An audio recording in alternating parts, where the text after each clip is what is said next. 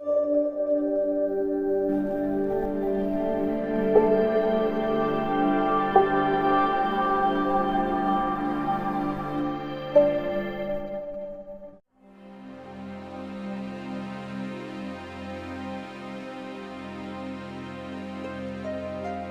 छोटे से गांव जोधापुरा में रामू अपनी बेटी और अपनी पत्नी के साथ में रहता था। रामू के माता पिता बचपन में ही गुजर चुके थे, इसलिए वह सेठ मोहनलाल के यहाँ मजदूरी करता था। उसकी पत्नी शकुंतला एक बड़े जमींदार के घर पर साफ सफाई का काम करती थी। दोनों पति पत्नी मिलकर खूब मेहनत करते थे और अपने बेटी मुस्कान के साथ कठिनाई भरा जीवन व्यापन करते थे। यूं तो ठंडी के समय -2 डिग्री तापमान रहता था, लेकिन इस साल तापमान बहुत ही ज्यादा घट गया था, जिससे ठंडी भी बहुत जोरों से अपना कहर उठा रही थी। इस वजह से जोधापुरा गांव के लोग बहुत ही ज्यादा ठंडी के कारण डरे हुए थे और परेशान थे। दिन हो या रात, लोग ठंडी के कारण बहुत परेशान थे। हे भगवान, ये कैसी लीला है आपकी। देख रही हो शकुंतला, इस साल कितनी ज्यादा ठंडी पड़ रही है। इतनी कड़ी ठंडी में काम करना भी बहुत मुश्किल हो गया है। घर से बाहर निकलते ही पैर ठंडी के मारे जमने लग रहे हैं। इतनी ज्यादा ठंडी में तो घर से बाहर निकलने का मन भी नहीं कर रहा। न जाने इस साल की ठंडी कैसे कटेगी। ठीक है शकुंतला, अब मैं काम पर चलता हूं, नहीं तो सेठ गुस्सा करेंगे।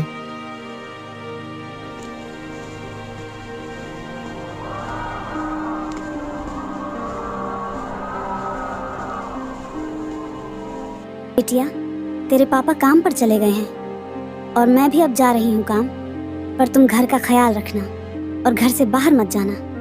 मैं जल्द ही आ जाऊंगी। माँ, मैं घर से कहीं नहीं बाहर जाऊंगी, तुम जल्दी आ जाना। बिटिया, मैंने खाना बनाकर रख दिया है, तुम टाइम पर खाना खा लेना। अच्छा ठीक है बेटा मुस्कान, अब मैं चलती हूँ। इतना कहकर शकुंतला भी काम पर निकल गई। थोड़ी ही देर में शकुंतला जमींदार के घर पहुंची। जमींदार जो स्वभाव से बेहद कठोर और क्रोधी था, वो आग के पास खड़ा हुआ अपने सेवकों पर चिल्ला रहा था। तभी जमींदार की नजर शकुंतला पर पड़ी और वह शकुंतला के ऊपर चिल्लाते हुए बोला, अरे शकुंतला, इतनी देर से आ रही हो? तुम्हें पता भी है कि ठंड में मेरे आदमी घर का काम जल्दी से खत्म करना चाहते हैं। लगता है तुम काम की कीमत नहीं समझती हो। अरे मालिक, मुझे माफ कर दो। आज इतनी ठंड थी कि मैं जल्दी उठ नहीं पाई। लेकिन मालिक, आप चिंता मत करो, मैं सब काम अब भी निपटा दूंगी। बस बहाने बनाना तो तुम्हें आता है। आज से काम में कोई भी देर हुई तो तुम्हारा हिसाब कर दूंगा। याद रखना, तुम्हारी जगह लेने वालों की कमी नहीं है। जमींदार की यह बात सुनकर शकुंतला को बहुत दुख हुआ, लेकिन उसकी मजबूरी थी। वह चुपचाप अपना काम करने ही जा रही थी। तभी वहां जमींदार की पत्नी सेठानी आ जाती है।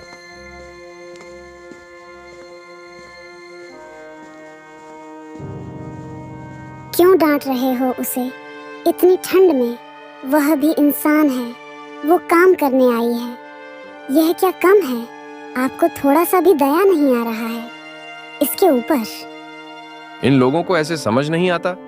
ये लोग हमारी सहानुभूति का फायदा उठाते हैं। इन्हें समय पर सबक सिखाना जरूरी है, नहीं तो ये हमारे सर पर चढ़कर नाचने लगेंगे और कोई भी काम ठीक से नहीं करेंगे। शकुंतला ने कुछ नहीं कहा। उसने सर झुका लिया और अपने बेटे राजू की सोचते हुए जल्दी जल्दी काम खत्म करने में लग गई। लेकिन उसके मन में जमींदार के व्यवहार को लेकर आक्रोश पनपने लगा। इधर रामू ठंड से कांपते हुए मोहनलाल सेठ के खेतों पर मजदूरी कर रहा था। मोहन अपने खेतों का काम कराने के लिए रामू और कुछ मजदूरों को सख्त निगरानी में रखता था। रामू काम ठीक से कर रहा है या ठंड के बहाने सुस्ताने की कोशिश कर रहा है? मुझे मुफ्तखोरी बर्दाश्त नहीं है। याद रहे, अगर आज मेरा काम पूरा नहीं हुआ तो मैं एक भी रुपया नहीं दूंगा और तुम्हारी पगार भी कल मिलेगी। नहीं मालिक, मैं बहुत मेहनत कर रहा हूं, बस थोड़ी ठंड ज्यादा है, लेकिन आपका काम मैं पूरा करके ही जाऊंगा। आप चिंता ना करें मालिक। रामू के चेहरे पर थकान साफ झलक रही थी। सुबह से ही ठंड में काम करते करते उसके हाथ अकड़ गए थे, लेकिन उसे अपने बेटी मुस्कान और शकुंतला के लिए काम आना था। वह जानता था कि उसकी मेहनत ही उनका सहारा है। हे भगवान, ये कैसी परीक्षा ले रहे हो? इतने ठंडे मौसम में भी काम करना पड़ रहा है, लेकिन अगर मैंने काम छोड़ दिया तो मालिक मुझे काम से निकाल देंगे। दिन धीरे धीरे ढलने लगा। रामू ठंड में किसी तरह काम निपटाकर घर लौटने की सोच रहा था, लेकिन सेठ मोहनलाल ने उसे और देर तक रोक लिया। रामू, क्या घर जा रहा है? आज काम पूरा करके ही घर जाना समझा? नहीं तो कल से मत आना। अगर थोड़ा सा भी काम छूटा तो समझ ले तेरी नौकरी गई। मालिक, जैसा आप कहे।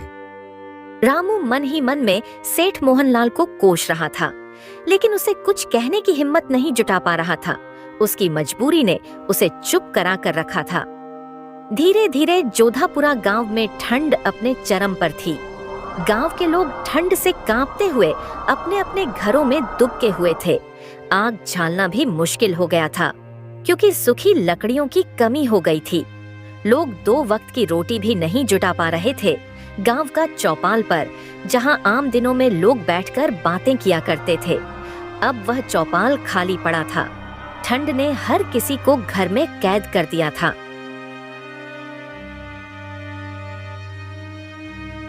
गांव का बुजुर्ग घनश्याम, जो अक्सर गांव वालों को इकट्ठा कर कोई न कोई उपाय बताता था, इस बार भी गांव की चौपाल पर पहुंचा।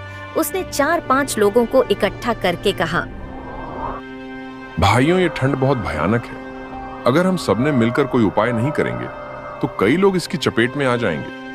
हमें जंगल से और लकड़ियां लानी होगी और हर घर में आग जलाने की व्यवस्था करनी होगी। पर दादा, जंगल तक जाने की हिम्मत कौन करेगा? इतनी सर्दी में तो पैर भी जम जाते हैं और लकड़ियां काटने में पूरा दिन लग जाएगा। बेटा, डरने से कुछ नहीं होगा। हमें एक दूसरे की मदद करनी होगी। ठंड के आगे हार मान ली तो गांव में कई घरों के चूल्हे ठंडे पड़ जाएंगे। गांव के लोग घनश्याम की बात से सहमत तो हुए, लेकिन डर और परेशानी उनके चेहरे पर साफ झलक रही थी। सब लोगों ने मिलकर फैसला किया कि कुछ लोग जंगल से लकड़ियां लाएंगे और बाकी लोग आग जलाने के लिए मिट्टी और पत्थरों की व्यवस्था करेंगे। गांव वालों को अंदाजा नहीं था कि आने वाले दिनों में ठंड के साथ साथ और भी बड़ी मुसीबत उनका इंतजार कर रही थी। जोधापुरा की यह सर्दी केवल मौसम की मार नहीं थी, बल्कि एक बड़ा इम्तिहान लेकर आई थी। रामू के घर लौटने के बाद शकुंतला ने उसे मुस्कान की तबीयत के बारे में बताया। रामू ने मुस्कान को देखा तो उसकी खांसी और ठंड से लाल पड़ा चेहरा देखकर चिंता में डूब गया। शकुंतला, ऐसा लगता है कि ठंड अब बर्दाश्त के बाहर हो रही है। घर में आग जलाना जरूरी है, लेकिन लकड़ियां कहां से लाऊं? सेठ मोहनलाल ने आज इतनी देर तक काम कराया कि लकड़ियां लाने का समय ही नहीं मिला। और शकुंतला, सेठ ने आज पगार भी नहीं दिया। बिटिया बीमार है। गांव वालों से पैसे उधार मांगने जाओ तो कोई पैसे नहीं देता है। अब बिटिया के लिए दवा कैसे लेकर आऊं? मैंने सोचा था जमींदार से कुछ मदद मांग लूंगी, लेकिन वह तो आज मुझ पर ही गुस्सा करने लगे। उन्होंने मेरी हालत भी नहीं देखी। जमींदार और मोहनलाल जैसे लोगों को हमारी तकलीफों से क्या मतलब है? उनके घर तो हमेशा गर्म रहते हैं। हम गरीब लोग जैसे तैसे ठंड में भी अपना पेट पालने की कोशिश करते हैं, लेकिन यह लोग इंसान तक नहीं समझते। शकुंतला, क्या सेठानी ने तुम्हारी कोई मदद नहीं की? वह तो आम तौर पर दयालु दिखाई पड़ती है। सेठानी ने तो मेरी मदद की थी। जो मुस्कान में रसाई ओढ़ कर रखी है वह मुझे सेठानी ने दी थी, पर सेठ मुझ पर ज्यादा गुस्सा कर रहे थे, इसीलिए मैंने ज्यादा कुछ नहीं कहा। हमारी जिंदगी में तो कठिनाई है। हम मेहनत करते हैं, लेकिन लोग हमारी हालत देखकर भी आंखें फेर लेते हैं। न जाने क्यों लोग हमसे इतना नफरत करते हैं। रामू, तुम कैसे भी करके बिटिया के लिए दवाई लेकर आओ। अगर मेरी बिटिया को कुछ हो गया तो मैं अपने आप को कभी माफ नहीं कर पाऊंगी। ठीक है शकुंतला, मैं जा रहा हूँ बिटिया के लिए दवा लेने। रात भी बहुत हो रही है। चलो कैसे भी करके दवा लेकर आता हूँ। तुम बिटिया का ख्याल रखना। लेकिन रामू के पास में 1 रुपया भी नहीं था और वो दवा कैसे लेकर आता। रामू आधी रात को दवा लेने के लिए शहर की ओर निकल पड़ा।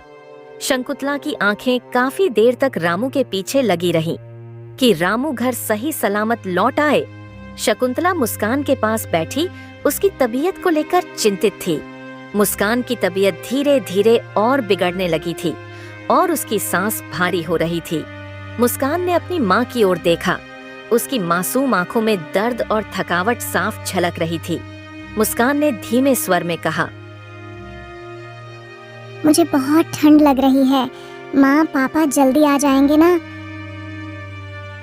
बिटिया, तुम चिंता मत करो, तुम्हारे पापा दवा लेने गए हैं। बस थोड़ी देर में आते ही होंगे। शकुंतला ने अपने आंसू छुपाने की कोशिश की। उसके दिल में अजीब सा डर घर कर गया था। मुस्कान की हालत बिगड़ती जा रही थी।